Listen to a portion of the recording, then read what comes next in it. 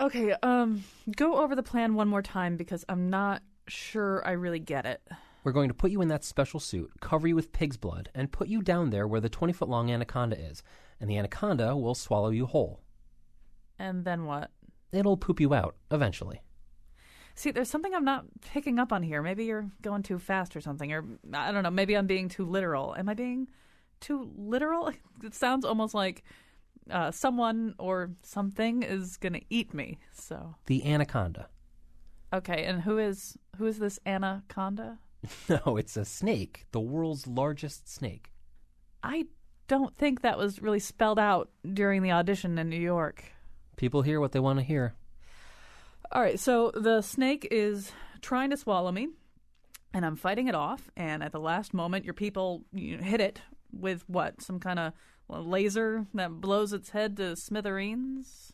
No, we don't kill the snake. The snake swallows you. Your suit has a microphone, so you can tell us what you see in there. What I see in there? What do you think this is, the reading room of the New York Public Library? Do you think there's like a desk lamp in there? No. This is to help people understand the value of the Amazon rainforest. How does that happen? Look at this great place where the snake ate that lady. I'm not doing it.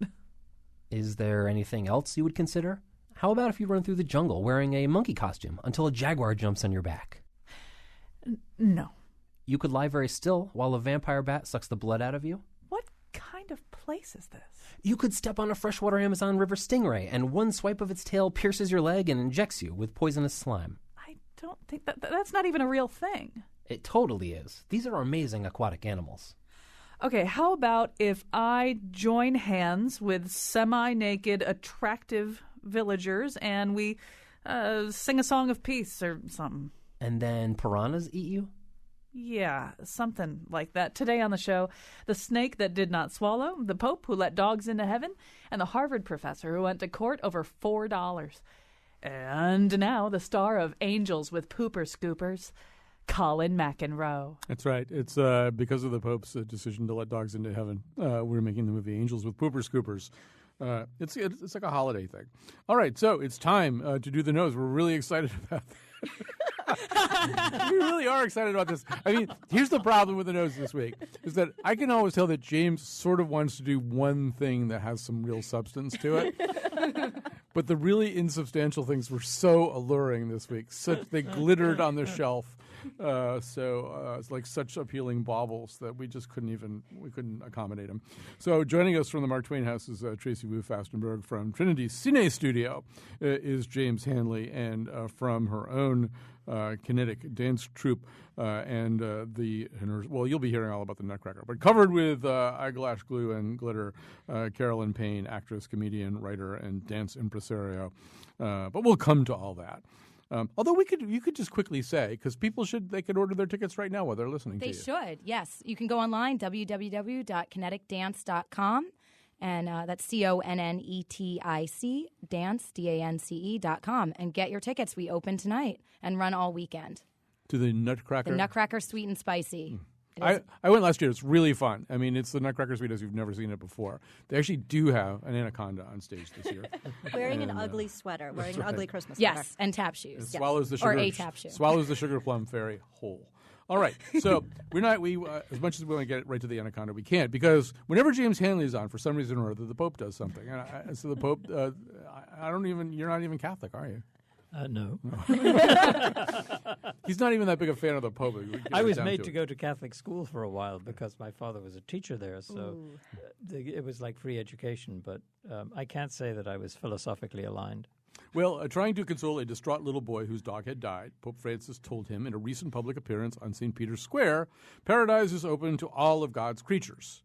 Now, this would be in the category of an informal remark. Although, you're the Pope, you're dressed as the Pope, you're at St. Peter's Square. It's not that informal. It's not like you can walk it back. Does that child have an agent? Yeah. So this is really kind of opened a Pandora's box because for lots of different reasons. And it turns out to be a lot more stakeholders about whether animals can go to heaven than I would have necessarily guessed. I would not have guessed even that there were such things as a director of Christian outreach and engagement for PETA, the animal rights organization. That somehow didn't shock me. Yeah, did they have a Christian outreach person? I had to read that about 3 times because I'm like, how does one say I'm qualified for that job? Yeah, no, I think.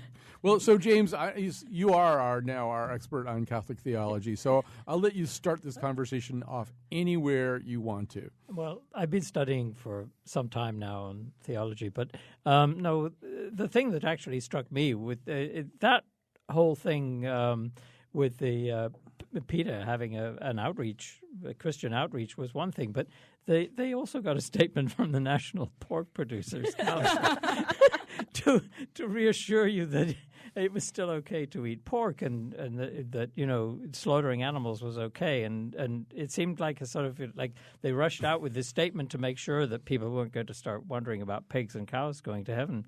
But the thing that really, I don't know. I mean, where do you start with something like this? I mean, it's like an employment sinecure for armies of theologists and people online, and pages of parsing as to whether a mosquito has more right to heaven than a dog. And there was also, I thought, the key to this in the whole article was the actual statement by, I presume, an academic, to say that actually the Pope had made a pastoral statement, which in that context was not free to be parsed by academics. So therefore you couldn't have the discussion. And I was intrigued by that idea that there's a pastoral statement, sort of like a comforting thing, as if the statement that to the child who had lost the dog had died, that the Pope could say something nice to the child and say, don't worry, you'll meet the dog in heaven, and have it not really be true, that it was a pastoral statement just of comfort, but that it didn't really mean anything. I mean, I could go on, but... So does that mean I don't like... think the Pope's allowed to say things that don't mean anything. Right. Yeah. Well, is it infallible? I don't know. It may not be Find out infallible, when we but get to heaven. the Pope can't be telling little white lies. I mean, can he? No. I don't think so. Well, first of all, I want to say that I read the entire New York Times article out loud to my dog Ralph today. Ralph is 14 and a half years old, and if you looked at him, you would wonder what he was still really actually doing here on Earth. But he apparently feels he has more work to do here that mostly seems to involve eating. He wanted the okay from the Pope that he was going to go to heaven. Right. That's what he's Holding out waiting for. that, yeah. I have theological questions too, which I'd be happy to pose to any of you, but I don't know. Do you want to just react to what James is saying, or? I think that you're absolutely right. The Pope should not be telling little white lies, that a pastoral comment should be taken at what it is. I mean, so a priest saying to someone, well, your mother was baptized and, had her first communion confirmed. She's in heaven. So then do you get to question that as well? It's sort of the same vein. I understand human versus dog, but...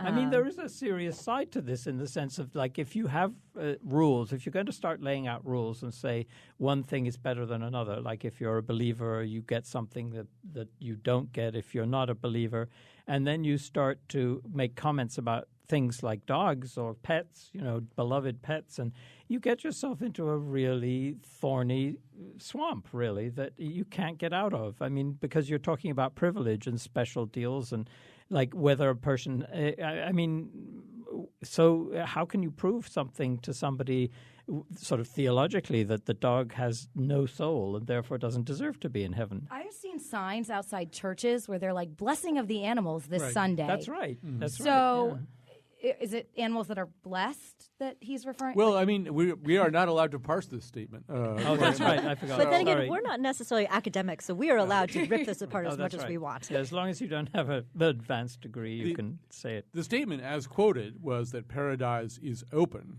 to all animals. Now, that's not the same thing as paradise is open to all of God's creatures. It's not the same thing as saying that they all get in. Like, I feel like mamba snakes probably shouldn't get in at all. And it does raise the question. I mean, as James was saying, not everybody supposedly gets into heaven. So, I mean, people don't all get to go to heaven. So I don't think all animals should either. I mean, my cat certainly isn't. Your cat is not going Your to heaven? cat is not going to heaven. What is your cat that's so horrible? Remember she attacked the cable Oh, that's right. guy? That's right. I Your can't cat get a cable serviceman into my house anymore.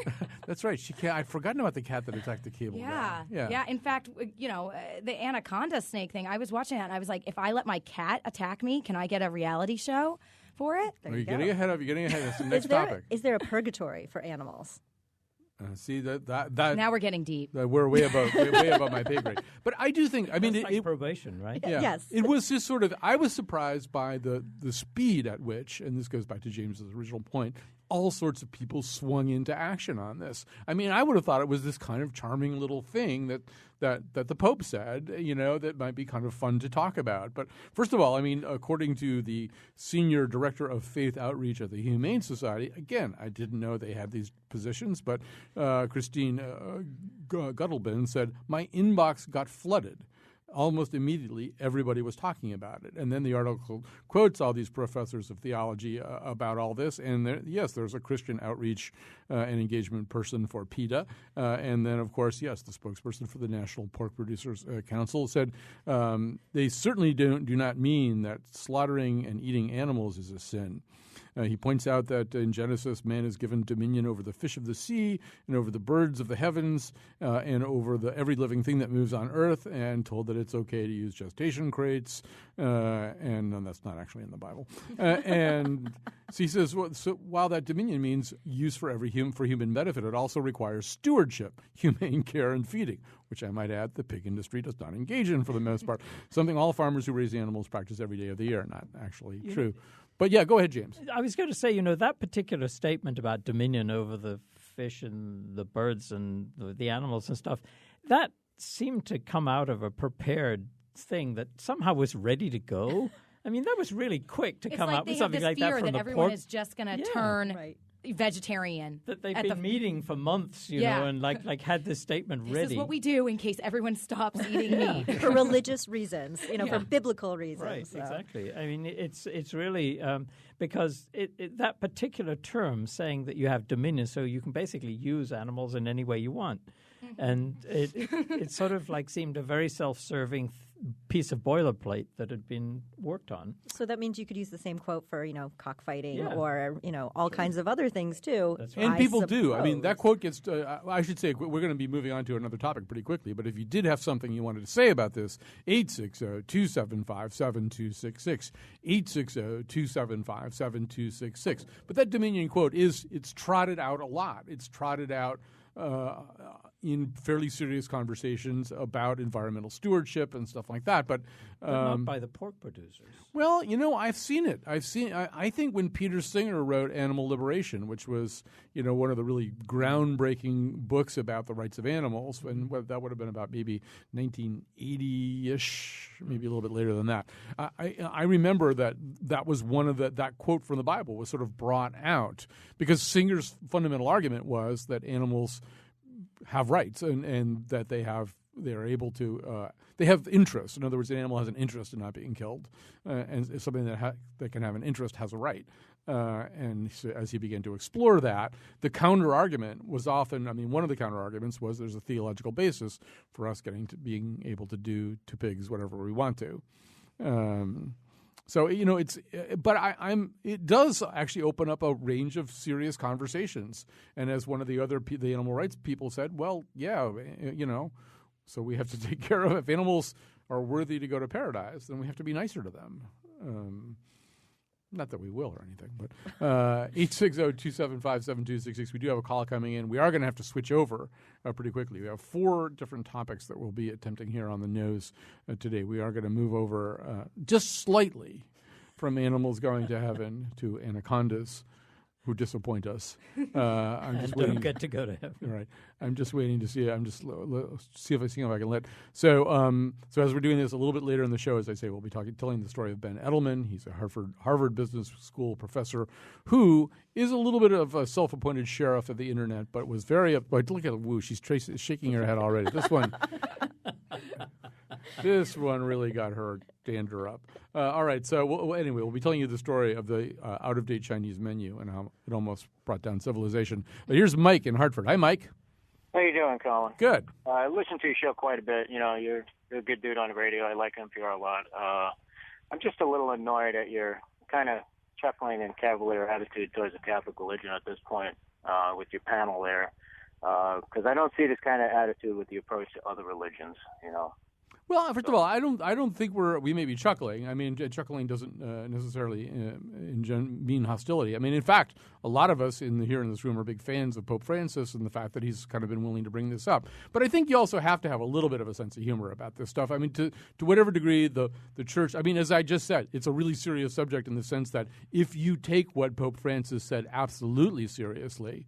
Then there's an argument for you and me, Mike, to become vegetarians and to completely reevaluate how animals are treated, and certainly never to buy meat that's from an animal that's been mistreated. In other words, if animals have a sufficiently divine status that they're welcome in paradise, then the people who aren't taking the Catholic religion seriously is anybody who doesn't become a vegan tomorrow. Would you say? Yeah, I guess that's open to debate. My whole point is, I'm not going to sit here and debate the tenets of the religion. My whole point is, I just don't see that sort of a, lighthearted approach towards other religions too much. I'm kind of curious, let's say if you had a program talking about Islam and with this kind of lighthearted nature, I would imagine you get a lot of calls and a lot of input. Objection noted, Mike.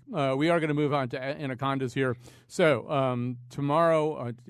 earlier this week, television viewers, including Carolyn Payne, were promised a certain kind of television viewer, the kind of television viewer who would make room in her schedule. Truth. Would go out of her way to make sure she was comfortably seated on the sofa in front of the TV in order to see what was promised to be the live consumption of a human being by an anaconda. Well, I'll let you pick up the story there. So you knew about this in advance. I was not aware that this... I was aware. I had heard about it, and we made a night of it. We got gummy worms, so it was kind of like a interactive viewing experience in reverse. So they promised that what you were going to be watching was a man wearing a special suit, baiting a snake into eating him, and then they would safely remove him from the snake by killing the snake and getting the man out whole.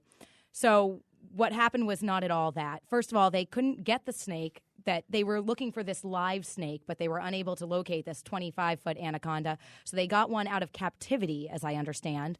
Then this snake that they brought out of captivity had no interest in this man who was in his tin suit. Covered with pig's blood. Covered in pig's blood, yeah. He looked really appetizing. So obviously the snake was like, no, thanks, I'm good. And did wrap around him. I think he dislocated his arm or something in the process. He did say the guy's complaining about his arm. Yeah. I think that he hurt his arm somehow, and the guy ended up tapping out, being like, I need out. So nothing happened. 2 hours of this show, the dude covered in pig blood did not get eaten by a snake. It was not even the snake I was promised. It was the TV letdown of the season.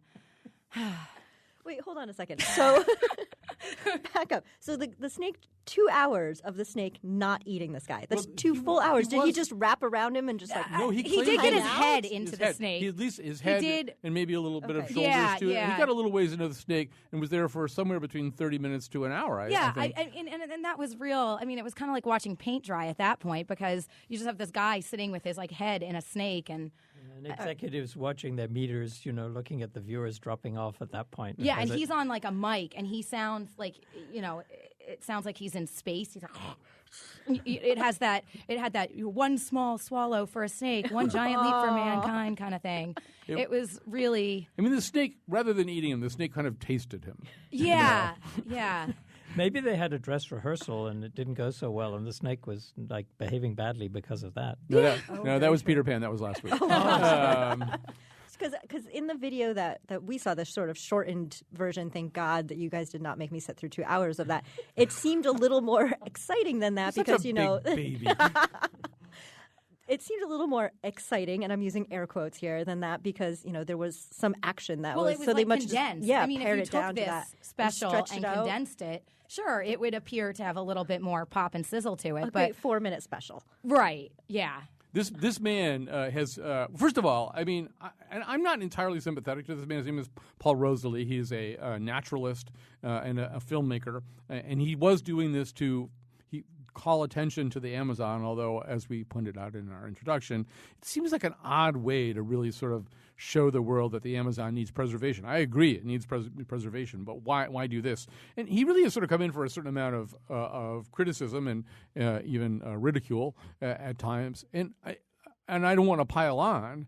On the other hand, my problem with it was, an anaconda is the world's largest snake. It's also a constricting snake, so it crushes what it's going to eat and then eats it. And so having set himself up for this, he seemed kind of surprised that it hurt, you know? Like he thought it was going to be, I don't know how he pictured this. Do your homework, dude. But it was sort of like he seemed like, wow, my arm is hurting. Yeah. You know? It's an anaconda. But it's also, isn't it true probably that the snake wouldn't want to actually ingest him until it had killed him, squeezed him, right? Right. And That's- so I was that confused that about. part of it wasn't going to work either. It's like they put 10 minutes of thought into this. Yeah. But here's the thing that we can discuss, not entirely seriously, but semi-seriously, which is that, I don't know if Carolyn is in this particular cohort, but that a lot of people got on Twitter and really complained. Right? That was the best part. I hate Twitter. I think it's a little trouble causer, and I do it vaguely sometimes. But I went on Twitter to follow this because I do enjoy seeing what masses have to say about hot messes like this, and they did not disappoint. It was amazing. People just kept going. They were just outraged that they didn't get to see a man eaten by a snake. No, I was kind of outraged too, but I wasn't going to post that on Twitter like, no one died tonight. Like, it was ridiculous, the lengths that people went to on Twitter. For people are twisted, and I'm going to lump you in right there with yeah. But okay, so back up a little bit again.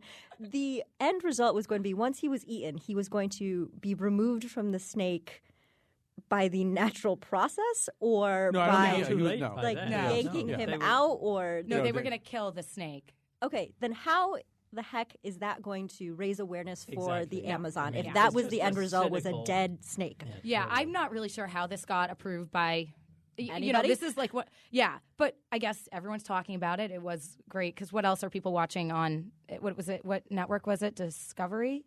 Yeah, I think it was Discovery. Yeah. Yeah. So I mean.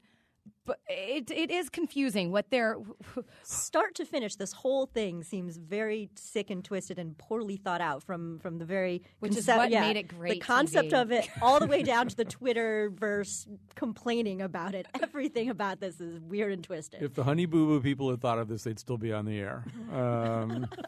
Maybe the snake would have eaten Honey Boo Boo. Right. Well, I think this is all the fault of cable systems now having hundreds of channels. I mean, if there were only like 60, we wouldn't be doing it.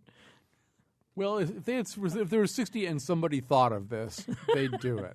And just the fact that there was someone willing to actually go along with this. And I do love the fact that in his sort of a public apology to this, Paul Rosalie said, I had every intention of being eaten alive. You know, I mean, and you gotta hand it to him. He genuinely wanted to get eaten for the public. I think he means it. He was ready to take one for the team, and as you point out, maybe the snake had to be too. All right, we've got to take a little break. We got to come back. We have to have time for Tracy Wu Fastenberg to get really mad, like really mad, like you've never seen her before. We'll be back after this. When I'm through, I hope I'm going to dog heaven.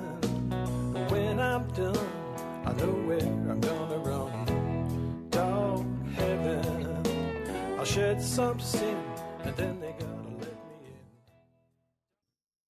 All right, so we're back. We couldn't have Tracy Wu Fastenberg on and not discuss this particular topic. Not to make it all about ethnicity, but on the other hand, to definitely push some of her buttons as we were getting ready this week. So you probably know about this because it really did turn into kind of an internet saga. Maybe you don't know about internet sagas, though. A 34-year-old lawyer and Harvard Business School professor named Benjamin Edelman, who has actually been called the sheriff of the internet because he does police companies who commit online consumer fraud, stuff like that. He's gone after Facebook and other big giants. Went after not such a giant. I guess big giants is kind of redundant. Not such a giant this week, a mom-and-pop Chinese restaurant in Brookline, Massachusetts. The restaurant had overcharged him $4 for a takeout order. The reason for this was that their online menu hadn't been updated to reflect their current prices. The owner of the restaurant, Mr. Ron Duan, tried to do a lot of things to placate Edelman. Edelman was very hard to placate.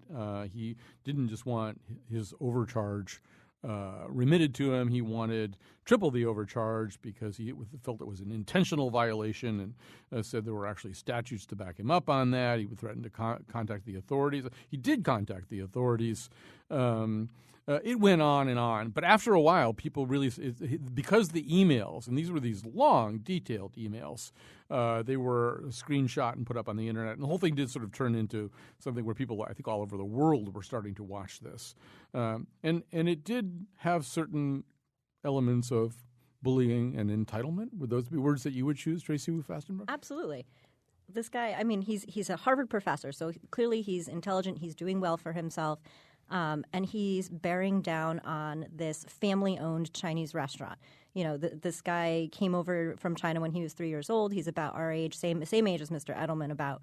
And this guy's just basically throwing all this jargon at him in these emails like, I'm a smart attorney and I know all this stuff and you owe me $3. All I can think of is that, what's that 80s movies, I want my $2, the paper guy, the little paper boy. And I just feel like that little paper boy probably grew up to be Ron Edelman. And just the fact that he was so rude and condescending in every single one of the emails saying, I contacted the authorities, you know, what you're offering isn't good enough, you should have done that at the beginning. And Mr. Dwan was just so polite and respectful through every single piece of correspondence. And even his sort of public statements about, you know, we've been offered free website things, we've been offered, you know, donations, we're not a business in trouble, we're making it. We just are happy to serve our customers. I mean, it really is a really good contrast between being classy and being a jerk. And that's the only way that I can use to describe Mr. Edelman is he's being a jerk throughout this whole thing. It is some of the language that he uses, James. It does sort of sound like it comes from a lawyer and from Harvard Business School. He at one point when Ron Dwan had apologized repeatedly and offered to refund the money, Edelman wrote back that just refunding the money was an exceptionally light sanction for the violation that has occurred. Well, I think entitlement sort of describes it. I mean, there's a sort of social pecking order at work here, too, which is kind of distasteful. But I have to say there's something funny that happens sometimes with some people who are wronged in some way. Like, for instance, we've had occasion at Cine Studio a couple of times to have to change program unexpectedly, which is beyond our control. We don't do it to annoy people. It just happens, and so we try our best to explain it. But there's sometimes somebody who takes it as a sort of personal thing, so much so that they will engage in an argument and sort of as if, you know, and as an operator of a business, I will sort of accommodate in every way. And I think as this restaurant operator did, you know, you are essentially trying to make the customer happy. But at the same time, if this customer keeps on going on and saying as if you have personally attempted to subvert this process and that you've personally insulted the customer, you know, there are some people who act like that. And I think it comes from lots of different places. Sometimes people are incredibly insecure and they feel they have to make a public performance. In Edelman's case, it has a sort of like a superior kind of entitlement thing that he's trying to make out that this guy is an ignorant person who's not taken care of his business responsibilities, and so I'm going to take it upon myself to educate him publicly. And it just has a sort of leaves a nasty sort of air to it that I'm so glad that so many people have stood up for this guy who cooks good food, you know, has a lot of good customers, and they've gone out of their way to support him. And now I noticed there was one thing I was noticing in defense of Edelman saying that, oh, this is terrible because it's going to ruin his future career, you know, that somehow he's going to be damaged by this. But actually his behavior perhaps is it's good that people see this, that see that people who have entitlement and who have this feeling that they actually can be exposed like this. I mean, sometimes, you know, these things that blow up on social media, they actually do illustrate something that makes people talk about something important, which is how you treat your customers, but also how you treat the people you do business with. Carolyn Payne often feels that she's here when bad things happen in Boston, and she has to explain why people in Boston are like this. But I don't think this is a story of one guy being a jerk in Boston, but it's by and large, I mean, the interesting thing about the internet is if you look at the internet, if you see what happens on the internet, it is easy to come to a pretty misanthropic state of mind. People are just completely horrible on the internet. You look at Gamergate, you look at it all. But really, there's also a kind of crowdsourcing of morality that goes on and ethics that goes on the internet. And in some ways, this is kind of a good story. Yeah, I'm a native Bostonian, and Boston people have rallied behind the restaurant owner in this, and I think his business will expand because of this. I think that how he handled himself in this awful email exchange, and the fact that this was all predicated on $4 overcharge. On a $50 tab, which means he wasn't eating all that food himself. So split between two people, that's like $2. Yeah. So sorry, I'm with you on the rage on this. But I do think it's wonderful that people are supporting it and seeing. And I think it's good when we see things like this, because I think it helps anyone. Because sometimes you've been in situations where you feel wronged or you feel an injustice, and you are tempted to kind of lash out about it. I mean, we've all been there. Like you just want to like take to email and email this person and tell them how awful they are. And this helps you think twice before doing that. I think that we should all take this as a lesson that sometimes people are doing the best they can. Yeah, mistakes happen. Exactly. We all just need to calm down. And you could actually have a conversation with the person and say, by the way, I was overcharged. You might want to check your website because the prices are out of date. Give me an extra spring roll or something. Right, exactly. Yeah. Some wonton soup. You're good. Yeah. You're good. I mean, my aunt and uncle, when I was little, owned a Chinese restaurant down in the Philadelphia area. And I remember watching them work so hard day and night, and they were always there. And that's what I think of when I'm thinking of this family. They're busting their butts to make a living and run a business.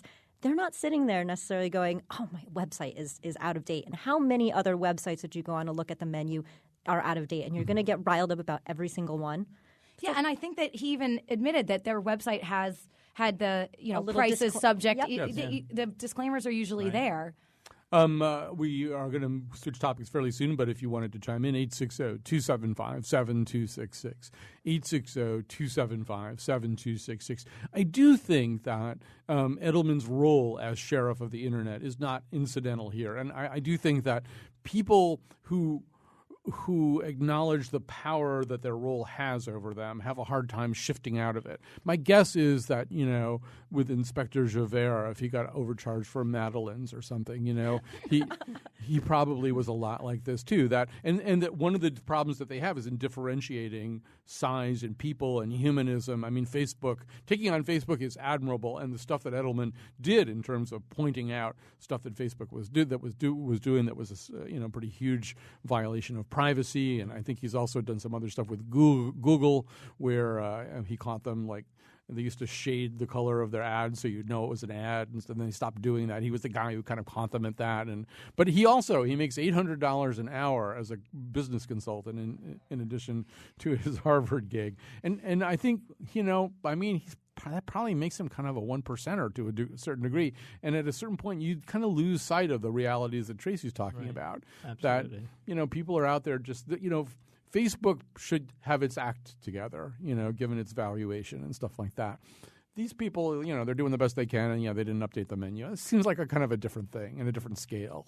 But people who become Inspector Javert, it's just very hard for them to kind of shift out of that role. It's also a shame, I think, that when you do have somebody who's capable of actually criticizing a behemoth like Facebook or Google and actually can get to the meat of the issue as to exactly what they're doing, it's a shame that somebody like that has been somewhat tarnished now by such a stupid, petty squabble.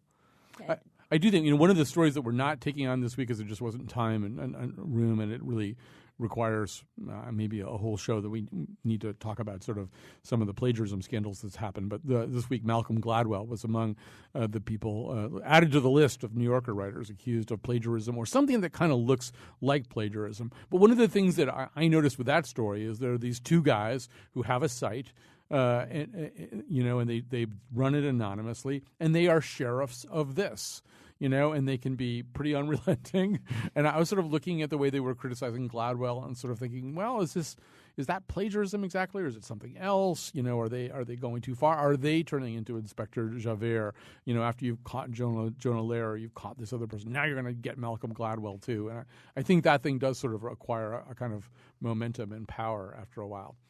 All right, we have one more topic, and we're actually going to get to all 4 topics, which is unusual for us. So this is in the area of football, and it takes place in Oklahoma, Oklahoma City specifically. I think I can sort of sketch out, even without looking at notes, or what happened in a game between 2 high school football powers, Frederick Douglass and Locust Grove.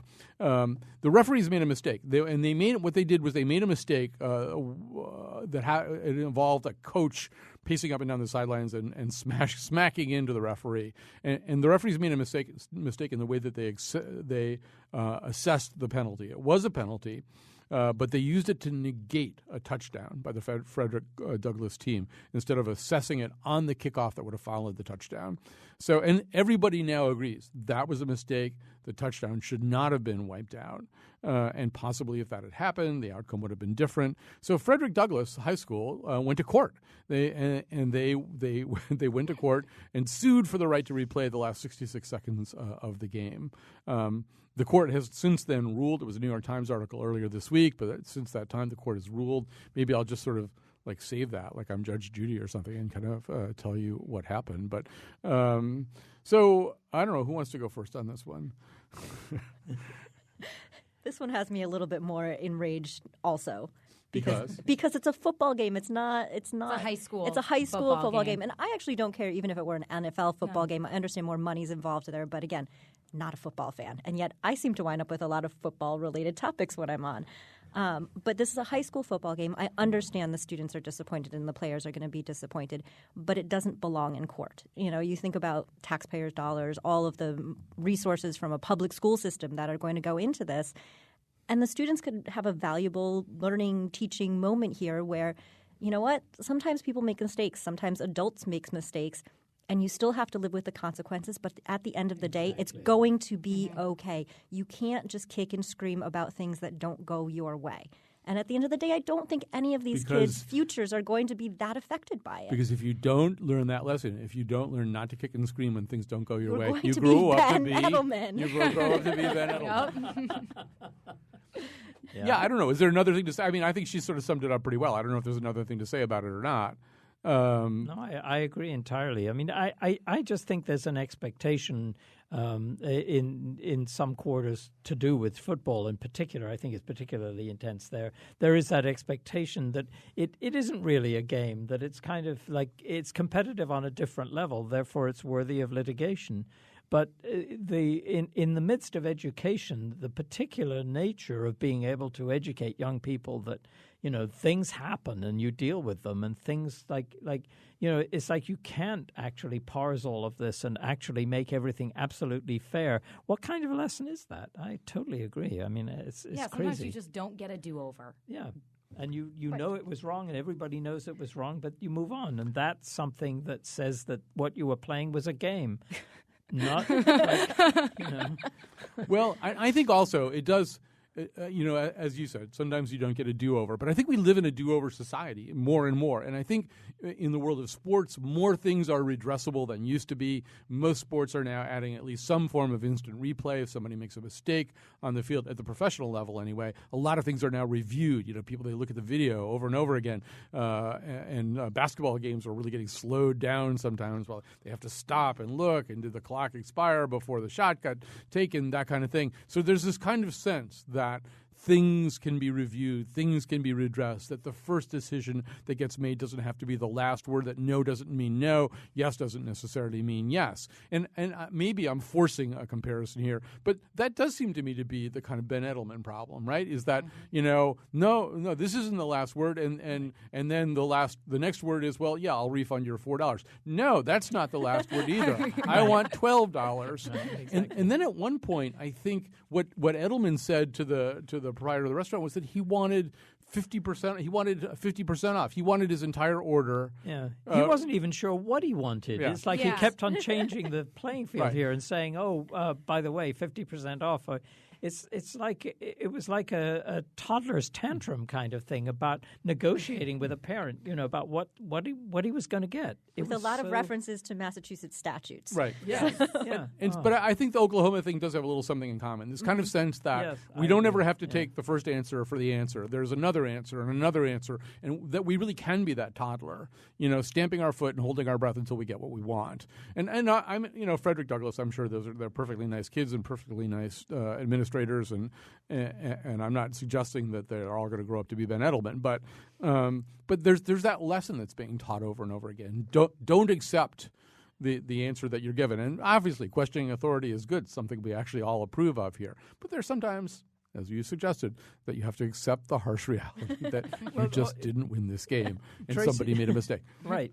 Tracy raised another important point, which is where does the money come from for litigating this? I mean, in a public school system, it seems really like amazing that they would have the resources to do that. I mean, think about where that money could be going. Yeah. Maybe some new football uniforms or something, computers, whatever, but not Not court. litigation. All right. We should probably stop here. We have to take a little break here. When we come back, we will be talking about our endorsements. We all have endorsements, don't we? We do. Yes.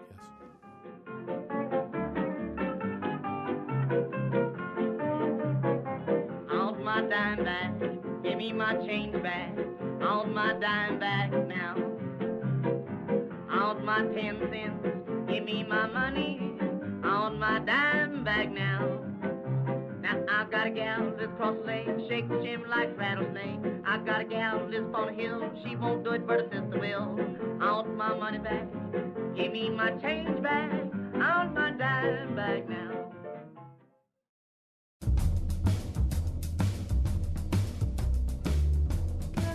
Oh man, Harvard Business School charged me $58,879 for tuition this year. It's supposed to be only $58,875. I want my $4. Today's show was produced by Betsy Kaplan and me, Kyone Wolf. Our intern is John Francois. Greg Hill appeared in the intro and tweets for us at WNPR Colin. The part of Bill Curry was played by Jake Gyllenhaal. For show pages, articles, and videos of the Faith Middleton Show staff making Anaconda turducken, visit our website, WNPR.org. On Monday's show, The Scramble takes a sacred journey with Bruce Feiler. And now, back to Colin. So anaconda turducken would be a chicken inside a duck, inside a turkey, inside an anaconda. Yeah, that is good eating. All right, it's time for our endorsements. So with us, I should quickly say, remind you all, Tracy Wu Fastenberg, James Hanley, and Carolyn Payne. So let's go with Tracy Wu Fastenberg first, and then we'll see if Carolyn is still awake by the time we get to her. She's been working very, very hard this week. But sustaining herself just on coffee. Yeah. I have to endorse for the end of the year is making your end of the year charitable contributions for before your tax deductibility for 2014 is up. Whether it's to WNPR, whether it's to a local organization, you can make a gift in honor of someone you love or buy them a membership to someplace like, the Mark Twain House. But making sure you do that and just taking a moment this holiday season to give back as well as to do the material shopping that we all do. Yeah, if you have that moment to do it too and take a little time, it's almost kind of fun to figure out what your values and priorities are. Let's say you're going to make 5 or 6 of those donations at the end of the year. For example, the World Food Program, as some people know, ran out of money earlier this week, couldn't feed Syrian refugees and stuff like that. And so I'm thinking, maybe that's not a bad idea. And I give also, even before Ebola, I was a donor to Doctors Without Borders. They're great too. But you also want to do some of the cultural institutions right around here too. So I second that endorsement. James. I will third it, absolutely. I think it's really important to think about that and to think about all the work that people do. I mean, I find it incredible that people volunteer to go to West Africa to fight Ebola and people who work hard at all kinds of things that they really believe in. And one other thing I was going to say, too, that sort of related about things you do that really can change things. I was really horrified, like many people, I'm sure, about the torture report that came out, and horrified that the attempt to say, it was all in the past, and that to give it some sort of acronym, I think it's EIT instead of torture. This is something that is stuck on us. We have to do stuff about that, and this is the time to call your representatives and call people your political representatives and say how you feel about stuff like this, and to say how you feel about things like, the banking bill that went through, which had a rollback on the controls against runaway banking practices, things like that. Whatever your view about it, even if you support it, actually show that you really care about that. And one last thing, too, is that there's a great movie about apprenticeship that I absolutely love called Keep On Keeping On that we're showing at Cine Studio Sunday, Monday, and Tuesday evenings about a young apprentice who's learning from the trumpeter Clark Terry. And it's a very touching film, but it's such an extraordinary example of how to learn about being a genius with your own talent, but being able to express it from somebody who's an expert. It sounds like the anti-Whiplash. Yes. I mean, it's sort of the opposite of reverse of Whiplash. Yes. You should also mention Nightcrawler. Particularly, was Gone Girl in the flyer that went out? Because we don't want you to have one of those. So we don't want you to have one of those conversations at the box office that you were just describing. So let's get that straightened out right maybe. No, we actually, instead of Gone Girl, which we will be showing in the future, a future date, we're showing Nightcrawler, which is the amazing Dan Gilroy film, a film noir with an amazing quality about really ambulance chasing for a photographer for TV, and Jake Gyllenhaal is absolutely stunning in it. We're playing that tonight and tomorrow, twice tomorrow, 2:30 and 7:30. All right, Carolyn Payne, it's down to you. All right. I am, of course, endorsing Kinetic Dance's Nutcracker Sweet and Spicy. It is at the Etna Theater at the Wadsworth Athenaeum. It is tonight is opening night at 8 p.m. And following is a after party at Nix's on Front Street, and it's sponsored by Onyx, so I suggest that everyone come to that too. We also have a show tomorrow night, Saturday at 8, and Sunday at 2, which is an ugly sweater Christmas party. So we're encouraging the audience to wear ugly sweaters like what we wear on stage. And Nora Cupcake sponsored the show and has donated free cupcakes, so there will be free cupcakes at all performances. So in case you were on the fence about coming, come for the cupcake and see some really great dancing, and it's a lot of fun. I want to say that all three of you should be endorsed because you represent organizations that really do bring a lot of fun and excitement. And people always talk about Hartford like there's nothing to do here. The fact is there's too much to do in Hartford. You can never do it all. And I think, doesn't the Mark Twain House have Marlon James? Is that tonight? Tonight. Tonight. So Marlon James, who's got one of the It books of the year out right now, will be appearing at the Mark Twain House tonight. It's considered a real front-runner book for the Pulitzer, so we should endorse that too so that Tracy doesn't get yelled at when she gets home. Home to work.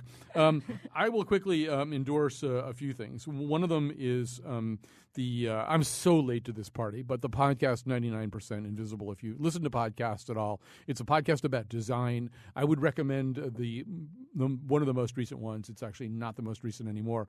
These are these wonderful sort of This American Lifestyle reporting or Radio Lab style reporting about design. They did one on the history of those weird kind of inflatable thrashing around men that you see outside car dealerships and coliseums. They're called tall boys by some people. There are different names for them, but these elongated men who have air being pumped through them so that their arms are flailing around and thrashing around in this disturbingly Promethean way. Anyway, it explains the whole history of that and where they come from and who invented them and all that kind of stuff. The online magazine, and I don't even really know for sure how to pronounce it. It's AEION. I always say ION. It really has – you just have to go to their site and see what they've got there. I think it's the best online magazine about the kinds of things that this show tends to be interested in, culture and ideas. And they're just the things that how Egyptology can help us future-proof our culture, genes that jump species, does this shake the tree of life? I'm just looking at what they've got on their front page right now. AEION. Go check it out. And then lastly, I'll just quickly tell you a story. I'm a big fan of a podcast by a British comedian named Frank Skinner. So apropos of the Mark Twain House, maybe, he had this piece of advice recently. He said, you go to a museum and then you go to the gift shop, and you often see something in the gift shop that you didn't see in the museum. You see a painting that's now emblazoned on a coffee mug or a tote bag or something. And you say, wait a minute, I didn't see that painting. That looks really great.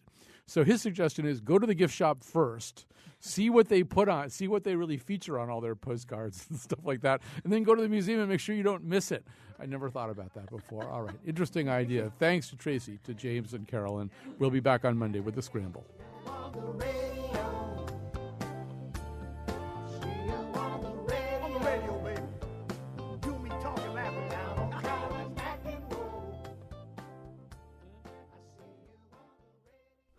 It's not too bad here in the Anaconda. Oh, hey, Craig. Hey, Kyone. How you been? Of all the anacondas in the world to get eaten by, it's got to be the one with my ex-boyfriend in it.